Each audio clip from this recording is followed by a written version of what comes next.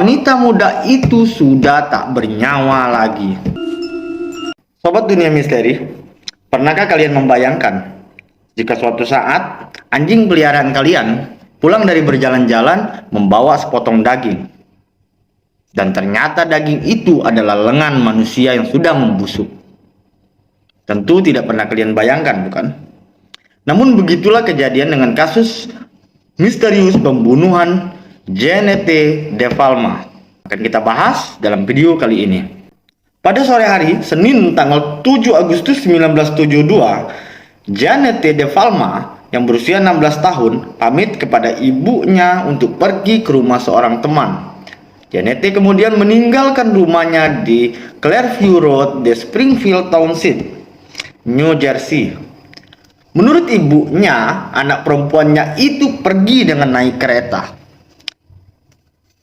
Tapi sampai hari menjelang malam, Jeanette tak juga menampakkan diri, membuat orang tuanya khawatir. Apalagi ketika teman yang dimaksud Jeanette yang akan dia kunjungi itu mengaku bahwa ia sama sekali tidak bertemu dengan Jeanette pada hari itu. Orang tua gadis muda itu segera melaporkan ke polisi.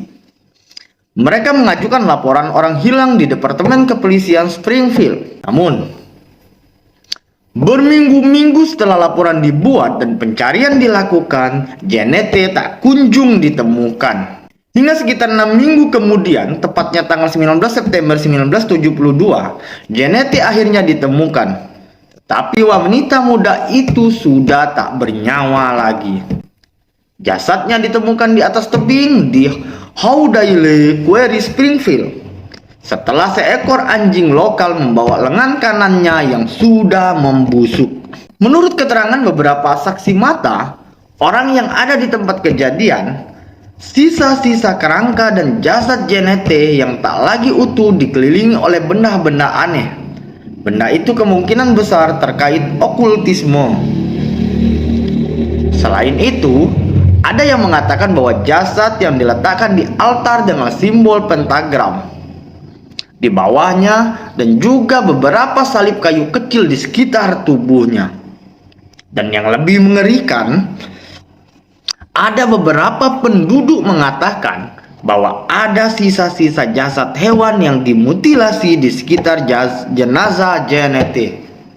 Kenyataan bahwa jasad Jeanette ditemukan di tebing yang oleh penduduk setempat dikenal sebagai gigi iblis tampak membuat banyak orang yakin gadis muda itu merupakan korban ritual persembahan manusia. Departemen Kepolisian Springfield kemudian melakukan otopsi guna menyelidiki penyebab kematian Jeanette. Tapi ada yang aneh. Pada jenazah wanita itu tidak ada bekas patah tulang, luka tembak atau luka tusuk pisau. Pada pakaiannya juga tidak didapati hal-hal yang aneh.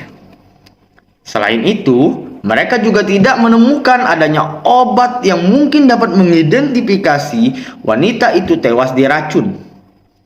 Untuk alasan yang tidak diungkapkan, koroner curiga bahwa penyebab kematian Jeanette adalah karena dicekik sampai mati. Ada satu fakta yang sangat aneh. Pada tubuh Jeanette ditemukan kadar timbal yang luar biasa besar. Tidak ada penjelasan terkait hal ini.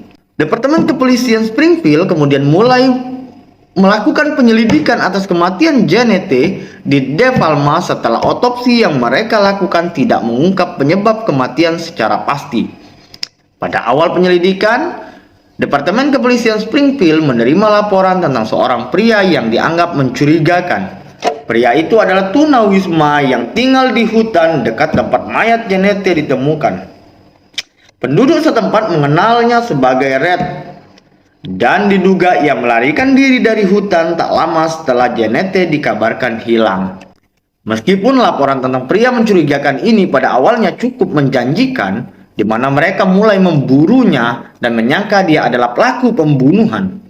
Namun akhirnya kantor jaksa wilayah Union memutuskan bahwa Red sama sekali tidak ada hubungannya dengan kematian Jeanette. Tahun-tahun kemudian, para penyelidik terus berupaya mencari petunjuk, tetapi tidak ada titik terang untuk mengungkap kasus ini.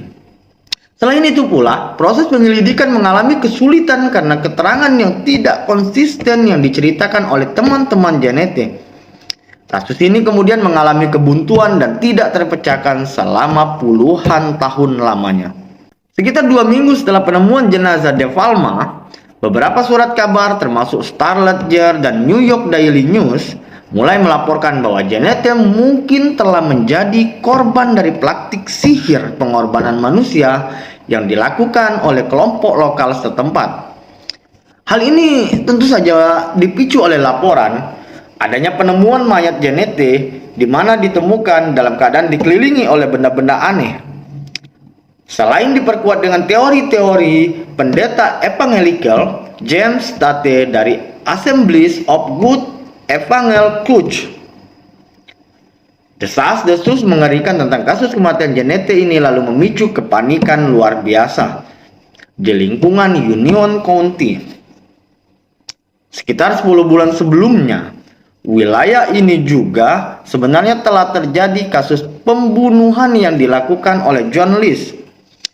Pria itu menjadi buron setelah menghabisi nyawa istrinya, ibu, dan ketiga anaknya di rumah mereka di New Jersey. Pada akhir tahun 1990-an dan awal tahun 2000-an, sebuah majalah bernama Wired and G melaporkan kasus ini untuk pertama kalinya. Setelah tak terdengar lagi selama beberapa dasawarsa. Editor dan co-founder Wired and G, Mark Moran, kemudian mulai menyelidiki kasus ini. Yang menulis tentang banyak rincian yang diduga mencurigakan. Termasuk diantaranya adalah tuduhan bahwa Departemen Kepolisian Springfield sebenarnya telah sengaja menghancurkan file Janete DePalma. Departemen Kepolisian Springfield sendiri menyatakan bahwa file kasus tersebut sebenarnya telah hilang. Terjadi badai dahsyat yang melanda Amerika pada September 1999. Meskipun Departemen Kepolisian membantah tuduhan menghancurkan file secara sengaja, namun beberapa percaya bahwa sesungguhnya file kasus tersebut tidaklah hilang melainkan disimpan di suatu tempat. Entah apa alasan dilakukan hal tersebut, tetapi jika hal itu benar, berarti ada sesuatu besar di balik kasus pembunuhan Janete DePalma yang melibatkan orang atau kelompok yang sangat berpengaruh. Wilayah Springfield, Union County, New Jersey sebenarnya telah lama diketahui memiliki sejarah dengan penyihir atau orang-orang yang melakukan ritual aneh. Bahkan legenda setempat mengatakan bahwa ada 13 penyihir yang dimakamkan di bawah Johnston Drive, jalan yang membentang dari Watchung ke Scotland. Meskipun ada banyak detail dan laporan kasus yang telah hilang, namun penduduk setempat yang diminta keterangan mengenai kasus yang terjadi tahun 1972 ini menolak untuk berkomentar dan mendiskusikan kasus ini. Mereka seolah sangat takut dan enggan mengingat pembunuhan mengerikan yang sampai saat ini pun tak pernah terungkap. Sobat pencinta misteri, bagaimana menurut kawan-kawan sekalian? Mari kita diskusikan di kolom komentar mengenai kasus Janete DePalma ini. Bye-bye.